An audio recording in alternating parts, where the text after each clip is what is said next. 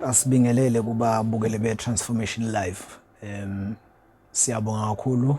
Ngazi ukuthi le culture yoku like ivideo before ibuke. Ngazi ukuthi abantu bayilalela kanti iyasiza kakhulu. Siyacela ukuthi niqhubeke nimeme abanye be subscribe be like bekwazi uku commenta nabo ni ukuze sikwazi ukuthi siqhubekele phambili. Umuntu siyayibonga nesupport yenu nanokuthi i-content yethu niyayithokozela kakhulu. Abanye bakhona nabanye basifonela emaceleni besithumelele nama airtime, abanye basipha ke nemali.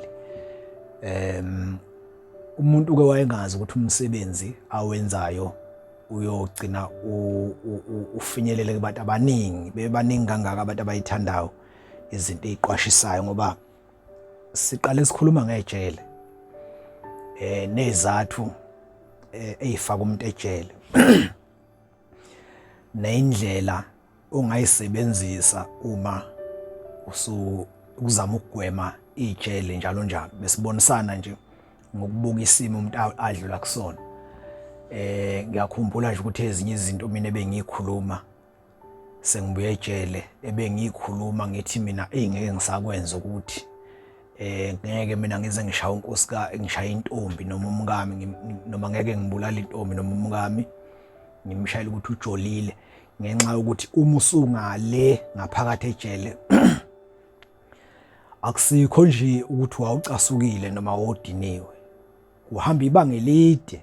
Sayichaza into ezifana nalezo, bayithozela kakhulu abantu. Abanye ke basithumelela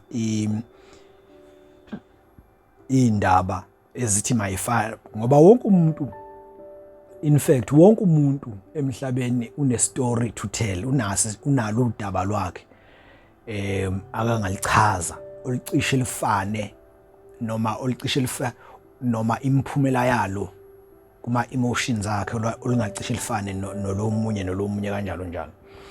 So siyabonga kakhulu nje isupport efana naleyo. Yikho nje sesibuye sibhale nezinye indaba ezithinta ama relationship kakhulu ngoba iyona nto leyo ethatha iningi lezinsizwa ilifake ngaphakathi. Uthola ukuthi insizwa ngaze ngakhuluma nje ngosizi lokuphatha isibhamu, ngosizi lomuntu ophatha isibhamu, kwakusuke kwakuqale lapho ukuthi umuntu mayijolelwe intombi noma unkosikazi kanti isibhamu seduze, in the midst lalokho ukuthukuthela evela doza isibhamu adubulala intombi, adubule leyo ntombi leyo or adubule unkosikazi bese eyifaka inkingeni.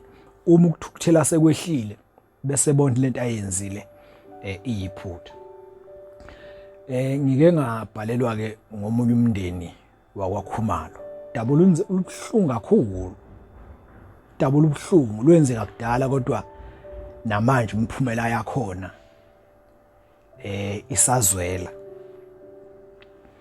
Kunomndeni lapha kwaNongoma bayazi abaningi ngapha ngasesiphambanweni.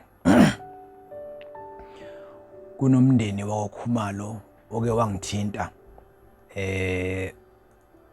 yabo nje Moses siphambanweni ngasenkantolo yenkosi ngaphambidlana. Ngithi ngoba ke sakwagcwala imizi kakhulu lapha kodwa ngalezi ikhathi yayingakabikho lemizi eminingi. Kulomuzi waKhumalo ngithinta umama wakhona. Kusho ukuthi lo muzi wakwaKhumalo wawusuka eNewcastle ngabo 1970. Meyichaza lo mama wakhona wawusuka eNewcastle ngabona ukuchaza umama wakhona kodwa with the help yezingane, usizwa nazi izingane zakhe ngoba ikhona izingane zamantombazana. Uthi ke lo mama lo muzi wasuka eNewcastle, so umndeni wakhona waKhumalo useNewcastle basuka bazokwakha la kwaNongoma. Siyazi ke kudala umuntu mayesuka eThekwini ezokwakha kwaNongoma noma esuka eGoli ezokwakha eMpangeni kwakusuke kuukuthi obaba nje baba besebenza eThekwini nje abanye besebenza koGoli. Makuxoxa lapha emsebenzini ngabe eseyimayini ngabe iko magenqe ikuphi la endaweni yokusebenza, babexoxa obaba beze bethola abangani, umngani bese ethi nami ngiyafuna ukuyokwakha emakhaya. Bese leyo nsizwa yaselokishini yaseThekwini isuke izokwakha emakhaya, kwakhiwa kanjalo izokwakha ngala okusuka khona obaba ngoba sebejwayelene. Nangakithi nje bakhona obaba ababesuka eThekwini bezokwakha ngakithi ngenxa yokuthi bebesebenza nobaba. So ke uthi lo mama ngo-1970 wafika ngama-70s wafika lo mzi wakwa Khumalo wakha lapha esiphambanweni. Kukhona baninga kwakusekhona nobaba wakhona ubaba wakhona uKhumalo. Uthi ke lo mama kwathi nje emva kokhetho luka 1994 ube nezingane zamantombazane lo mama nezingane zabafana bese kuba ubaba wakhona. Uthi emva kokhetho nje luka 1994 ukhetho luka 1994 lwalungomhla ka 27 April. Kushuthi lapha nje ko May ngoba uthi kwakusanda kuphithizele ukhetho. Uthi kwabe sekufika abantu ababehamba bengena imizi. Qala ke zayingekho ngalezi ayikhathi le social media, indaba la nama community radio la segcwele nemsakazo nje. Indaba zayingasheshi ihambe, ngisho umlayezo uhulumeni mayefuna ukudlulisa wayewudlulisa ngakho ukuthi abantu bengena umuzi nomuzi. Uthi lo mama kwafika abantu ababehamba ngemoto kahulumeni ngakubo behambe bengena imizi. Uthi laba bantu babeza la ku 6-7 kungabantu besilisa nje abathathu nabesifazana abathathu lapho nje. So uthi lo mama laba bantu babehamba bengena imizi nemizi bebuza ukuthi akekho umuntu wakini owahamba wayosebenza eGoli emayini wangabe sabuya. Kushuthi nje bahamba bafuna ihlobo zabantu abashonele emayini. Siyakhumbula ukuthi phambilini umuntu ubesho ngale ngoba laba bantu mayesho lo mama uthi babefuna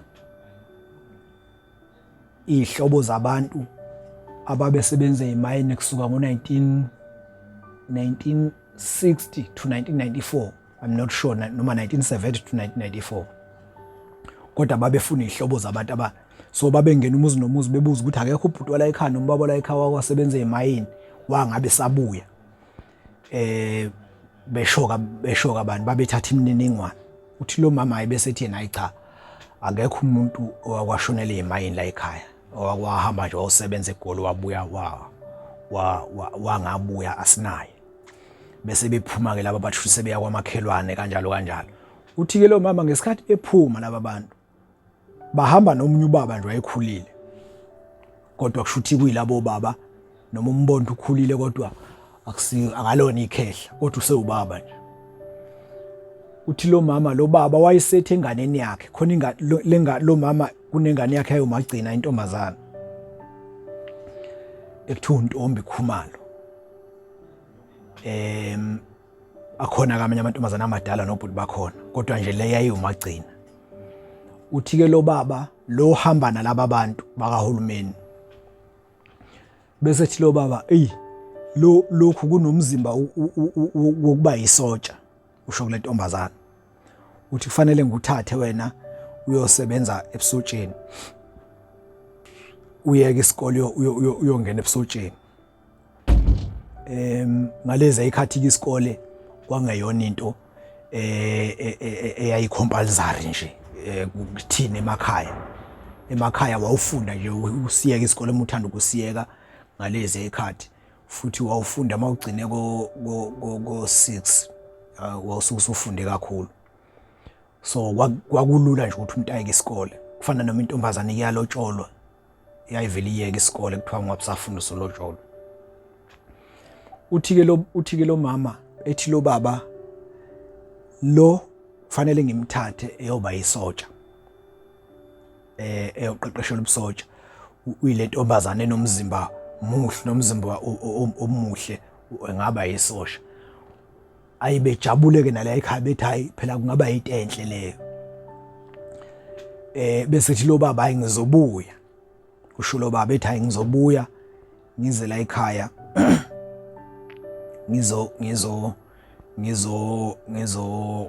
ngizokhuluma ngendaba ukuthi lengane yenu ngithathe ebusosheni. Hayi behambe ke beqhubekele kweminye imizi. Benganaki. Uthi lo mama mhlambe emva kwalolu suku kwedlula mhlambe iviki or amaviki amabili. Wabuya lo baba esehamba yedwa. Lo owayekade efike nabantu bahulumeni. Wabuya lo baba wafika wababingelela awubajabula nabo ukuthi hawu nangi lo baba wasethi lo baba cha ngangithe ngizothatha lengane la ekhaya iyoba yisotsha. Ayi bajabula ke babona ukuthi kushuthi iyenzeka lento le ayishoyi lo baba. Afike lo baba ebesethi hayi ngicela ukumthatha ngihambe naye ngiye kwaNongoma enkantolo kwaNongoma eyosayina amaphepha. Kudala ke umuntu ngalezi ikhathi umuntu mayekwathi uqhamuka kuhulumeni nje kwangazi ukuthi sekuqhamuka undunankulu emakhaya bayazi abantu ukuthi kufana nephoyisa.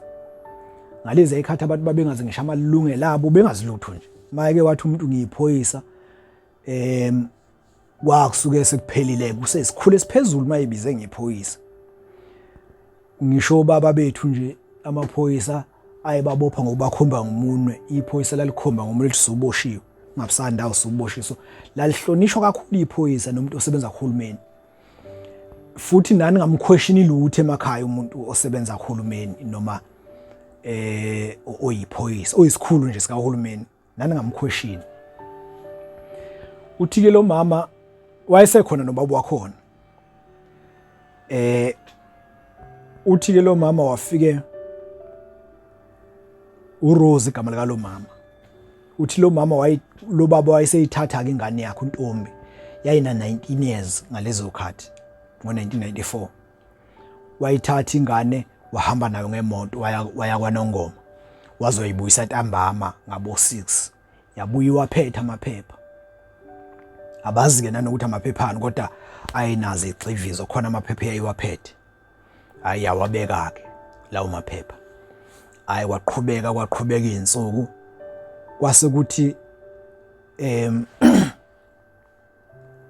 emva kwesikhashana lengane le uthi ke lo mama lapha esiphambanweni kwaKhumalo kuno aunt wakhona owayegane kwahlabisa.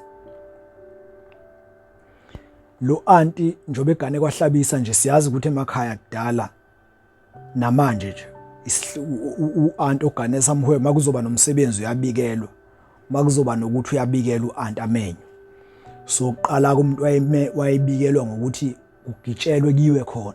So le ntombazane noma la ekhaya kwaKhumalo lo mama wayijwayela ukuthuma lengane noma osisibayo behambe nayo lengane beye kwahlabisa. So yayisiyazi kwahlabisa kwathi nje sikhulile nayo lengane yakhe lekuthiwa uNtombi lencane yayisikwazi ukuya kwahlabisa yodwa ngoba ibhasi lalidlula khona la efike ehle kwahlabisa kuanti ebuye. So yayisikwazi ukuhamba lengane kuanti mayithunyiwe ifika ilale ebesibuya ngakusasa.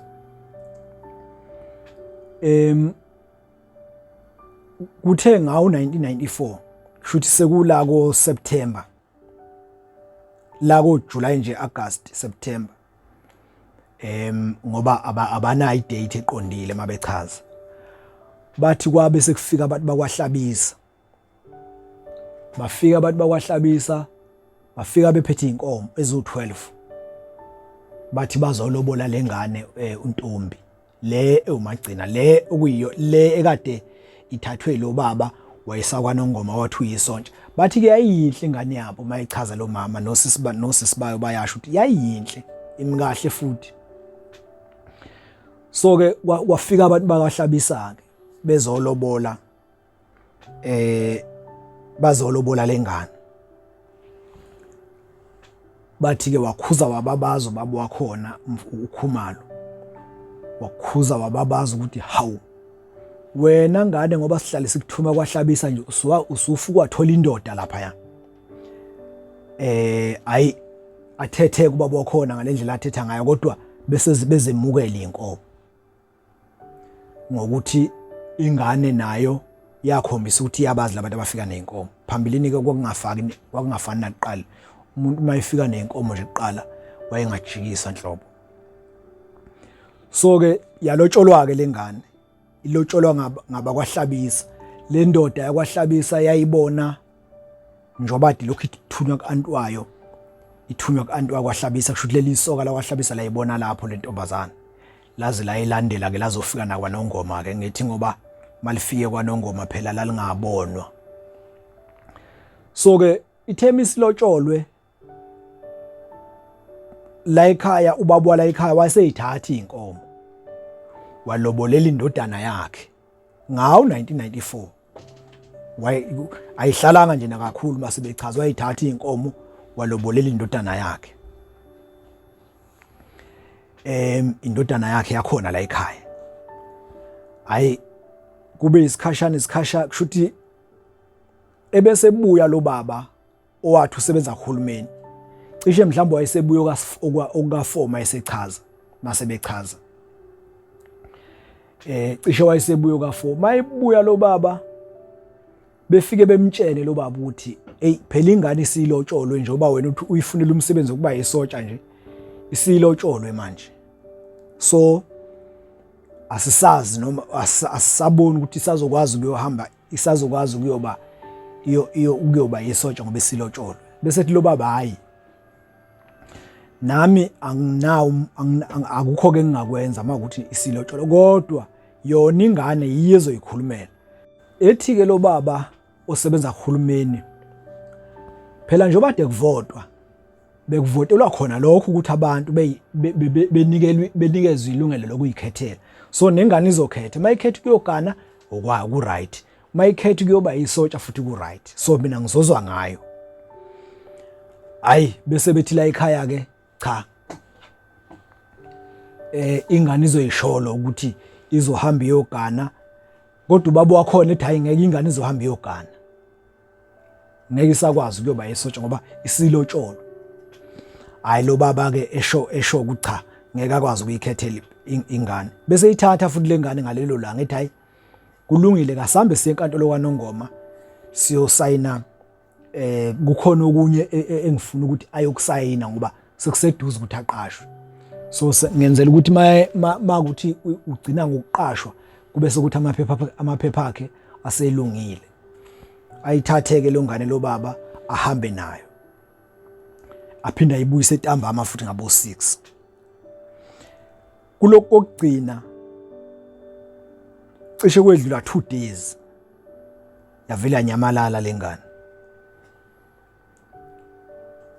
yanyamalala lengane kubo kwaKhumalo ngo94 kusho nje kwase kula ko September kanje yanyamalala lengane yangazi ukuthi ishonephi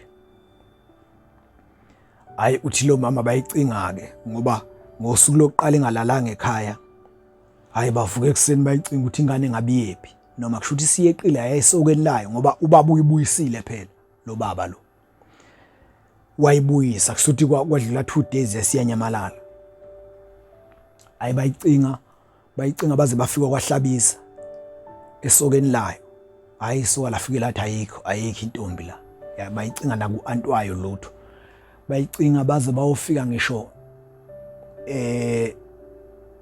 kwaKhumalo eNewcastle emndenini lokuthi ingane bangayithola nalo baba lo bahamba baye enkantolo kwaNongoma hayi bafike babuza hayi kwasho ukuthi kulomuntu abakhuluma ngaye akaziwa hayi uthi ke bacinga ke nobaba wakhona nezingane ke ukucingwa nje ukuthi ingane ishonephi ayingekho ke no Facebook manje kube babe khona babeyiposta beyicinga ingane lutho ayibeyitshela ukuthi mhlawumbe ingane kusho ukuthi yeqile yaye emasotsheni manje bazothola kanjani emasotsheni behambe beze befike koLundi la ungathi kunendaba belokhu belayela ukuthi iyayiqeqeshela amasosha, bahamba beze befike khona lutho bengayitholi ingane. Bese kuhamba isikhathi bese ganwa ubhuti walengane, ebese ganwa ngoDisemba ngawo 94 kuzoba u95. Angithi wayeselobole waqeda phela kuqali uyayingekho lento esibiza nelimcikilishe khona. Mawuhambe siyinkomo nje khweni lakho uqala usuqedile selingaphuma udwendwe. Waganwa kubhuti wakhona, uganwa ngeinkomo eyilobolele ingane esilahlekile eyiqhamuka kuphi kwahlabisa. Agana ubhuti wakhona kube kuhle. Ingane badeze beyicinga kodwa sebeyicinga nje sebekhathele ngoba sebenesikhathi eside beyicinga. Hayi kushuthi ke bese nabakwahlabisa bayayicinga nabo la iqome khona silotsholwe khona, bayayicinga kodwa bona ayikho phela into eningi ababengayenza ngoba babengazi okuningi, bona babazi ukuthi ingane nje yakwaKhumalo kwaNongoma esiphambanweni. So ke kuthe ngelinye ilanga kushuthi bese ku95 ngoba lo mama akalwazi usuku kodwa khona uyakhumbula ukuthi ubhuti wakhona wagana ngoDisemba, kwase kuthi emva kwalapho mhlambe kwedlula izinyanga ezintathu kwase kufika abantu bakwahlabisa la kwalotsholwa khona lengane yakhe uNtombi. Bafike bathi ekhona noSibari, bafike bathi cha sizofuna inkomo manje ngoba kucaca ukuthi le ntombazane esilobolile ayisekho, and futhi thina sazi phela ukuthi ishonephi, yini naziyo la ekhaya kanti nala ekhaya bazi ukuthi ingane ishonephi. Kushuthi ekukhulumeni ke kwabo uSibari lo akahlabisa vele uza nje useqondile, uyazi ukuthi inkomo zakhe sezatha ubaba la ekhaya wayithatha. Kwakuthiwa ubaba la ekhaya kwakuthiwa ubani? Kwakuthiwa usale ekhaya Khumalo, usale ekhaya Mthetho kabani Khumalo. Lensizwa kwahlabisa lobolela ekhaya kwaKhumalo iyazi ukuthi inkomo zayo zathathwa zanikezwa lo mfana la ekhaya wahamba lobola ngazo wagana. So iza nje siqondile. Uthi ke lo mama bafika abantu baKhumalo insizwa nje zila ko 45 zafika kwakhulunywa ukuthi bathi bafuna inkomo zabo njalo njalo. Kwagcina ke sekuphakama nemoya yakhe, kwagcina sekuliwa ke. Wavele lo sisi lensizwa le uSibari lo ozolanda inkomo la ekhaya umkhwenyana lo ozolanda inkomo lo kahlabisa, wavela wadonsa isibhamu egcekeni ngoba inkulumo lo mama mayichaza ukuthi kwakhulunywa endlini kwaqedwa, kodwa noma kwakunokuphakama kwamazwi nemoya endlini kodwa kwagcina wehlisiwe umoya. Kwase kuba ukuthi lezi insizwa mase ziphandle khona lokhu ukukhuluma masenivalelisa nabantu. Kwaqala ke futhi lapho kwangathi kuyahishwana, lezi insizwa zakwahlabisa lokhu ikhuluma indaba ukuthi ziyayifuna inkomo zingaxhashazwa, kanti lokho kukhuluma kuzophendula nalensizwa la ekhaya kuyiyona eyalobola ngalezi inkomo. Avela adonsa isibhamu uSibali lapha imoya isiphezulu, avela sifake ekhanda kulensizwa la ekhaya shona eyidubulela ukuthi ufuna inkomo zayo. Ayime isishonile ke bese ihamba lezi insizwa zakwahlabisa. Kuqala ke abantu umuntu wayebulela umuntu wangafani naqala. Angazi noma ulwazi engingenalo kodwa kuqala umuntu wayebulala nje abantu egcine ngabanjwanga. So nendlela ukulandelela icala futhi kwangazi ukuthi lilandelelwa kanjani ngoba lo mama uthi zahamba lezi nsizwa zakwahlabisa. Ithemisi ishonile lensizwa yakhe lo mama, akazi noma namanje kuze kube manje akazi noma agcine boshiwe lo nsizwa noma kwenzakalani. So kuthemisi ishonile insizwa yakhe ngelanga lomncwabo wasuka umndeni wase Newcastle kwaKhumalo la wasuka khona lo muzi waKhumalo la wasuka khona lo mama lo nendoda yakhe. Kwafika umndeni wase Newcastle uzongcwaba, wathi makuphela nje umncwabo waselo umndeni wase Newcastle uthi lalelani asisanishila sibuyela nane emuva eNewcastle. Wabaqoqa-ke labo baqoqa-ke la ekhaya emva komngcwabo. Ngakusasa ade ngcwatshwa namhlanje. Ngakusasa nje baqoqa into zabo babuyele emuva eNewcastle. Babuyele eNewcastle nje sishonile insizwa yabo. Ingane yabo ilahlekile. Yayingakatholakala. Uthiye lo mama bathe sebese Newcastle ubaba wakhona usale ekhaya Khumalo waphathwa yiphika kusho lento eyimphethe kabi ukushona kwengane yakhe kwaphinde kwalahleka nale ntombazana. So wagcina lo baba ephethwe yiphika waze washona. Kodwa imbangela nje kwaba yilezi ezenzeka le kwaNongoma esiphambanweni. So washona ke. Kuze kube manje njoba ku 2024 nje. Le ntombazana ekuthiwa uNtombi Khumalo ingane yabo ukugcina lokho yahamba lokho abazi ukuthi kuphi namanje. So namanje nje bayacela ukuthi uma kukhona noma ngabe kuthiwa kuphi kodwa bayasola ukuthi uNtombi Khumalo wahamba nalo baba owathi usebenza kuhulumeni. Basola bagcina bengamazanga futhi lo baba negama lakhe abalazi.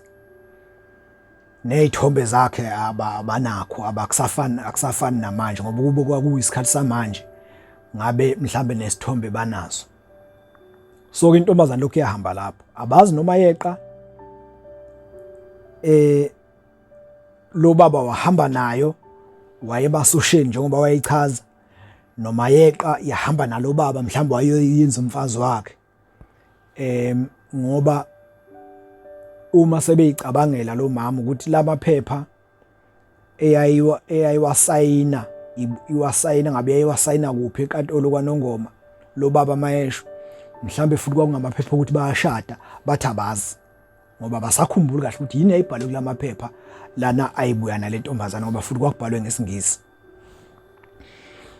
So bacela noma ubani owazi uNtombi wakwaKhumalo owahamba wakwaKhumalo kwaNongoma esiphambanweni ngasenkantolo yenkosi owahamba ngo94 emncane na 19 years wayempofu nje makhona umuntu omaziyo mawukuthi le video ufinyelela la kumuntu omaziyo noma la uNtombi akhona avele ukuze kwaziwe kutholakala iqiniso ngoba mhlambe naloba it's been I think from 94 to 2024 isikhathi eside kabi leso about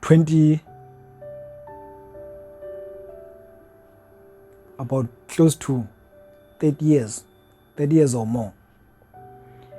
So isikhathi eside kabi mhlambe lo baba nje suwaba yikhehla or usuwashona ngoba kungenzeka nalokho mhlambe noNtombi futhi usuwashona kungenzeka nalokho.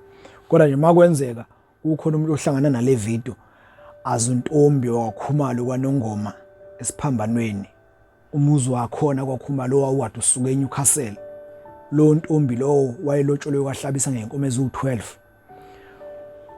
wahamba ngo94 emva kokhetho wanyamalala wangazi ukuthi kuphi makukhona omaziyo uNtombi yovela xhumane nathi simxhumanise nomndeni wakubo uyamfuna kakhulu. Naye uNtombi uyazi ukuthi kubo kusesiphambanweni kwaNongoma kwaKhumalo kodwa sebathutha futhi babuyela back eNewcastle.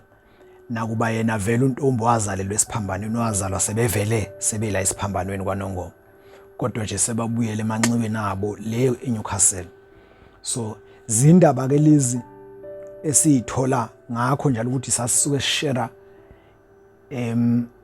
usizo olubhekana nomuntu ngokuthatha nje isinqumo yena bengayitshela ukuthi singaze simfikisela kakhulu. Siyabonga kakhulu.